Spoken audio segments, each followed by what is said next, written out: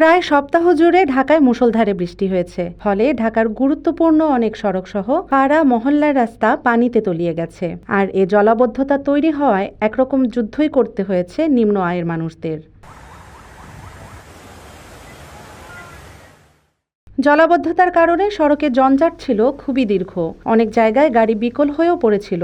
এ কারণে গাড়ি, রিকশা এবং বাসগুলোকে খুব ধীরে ধীরে চলতে দেখা গেছে। হাঁটু পানিতে সবচেয়ে বেশি বিড়ম্বনায় পড়েছেন রিকশা চালকরা। স্থানীয় রিকশা চালকরা জলাবদ্ধতার দীর্ঘমেয়াদী সমাধানের জন্য সরকারকে প্রয়োজনীয় ব্যবস্থা নেওয়ার অনুরোধ করেন।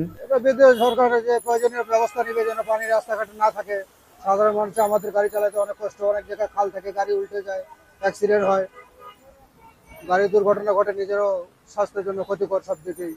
আশ্বিনের বৃষ্টিতে রাজধানীর কাকরাইল, নয়াপল্টন, শান্তিনগর, মোহাম্মদপুরের কিছু অংশ, মেরুলবাড্ডা, ডিআইটি প্রজেক্ট এলাকা, ইসিবি, মালিবাগ, সায়দাবাদ, আগারগাঁও থেকে জাহাঙ্গীর গেটের নতুন রাস্তায়, খামারবাড়ি থেকে ফার্মগেট তেজগাঁও ট্রাক স্ট্যান্ড সংলগ্ন এলাকা, নিউ মার্কেট, শনির আখড়া, পুরান ঢাকা, বংশাল, নাজিমুদ্দিন রোড, ধানমন্ডি, মিরপুর 13, হাতিরঝিলের কিছু অংশের সড়ক ও অলিতে গলিতে জলাবদ্ধতার সৃষ্টি হয়েছে। অনেক কারণে তো হচ্ছে, কিছু দেখা যায় না, কোথায় ট্রেন আছে, কোথায় খাল আছে, বিভিন্ন জায়গায় আটকে যায়, গাড়ি টানা যায় না।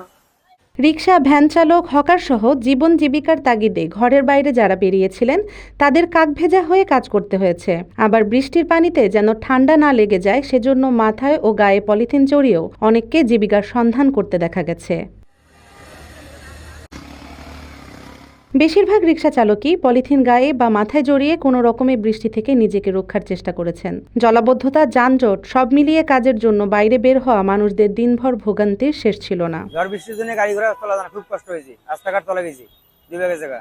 আর যানজটও অনেক, ভাড়াও সে একটা নাই, ভাড়া কম, ভাড়া আমার যাত্রী দিতে চায় না। ওই যে আগের ভরা কয় পানি হলে আমাদের কষ্ট হয়, আমাদের গাড়ি চালাইতে পারি না, আমাদের চলতে খুব কষ্ট হয়ে যায়, খাইতে নিতে সমস্যা হয়ে যায়, আমাদের চলাফেরা কাঁচা যায় খুব।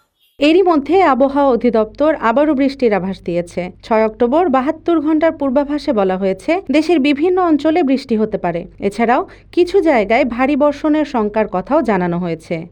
Desk report, daily Bangladesh.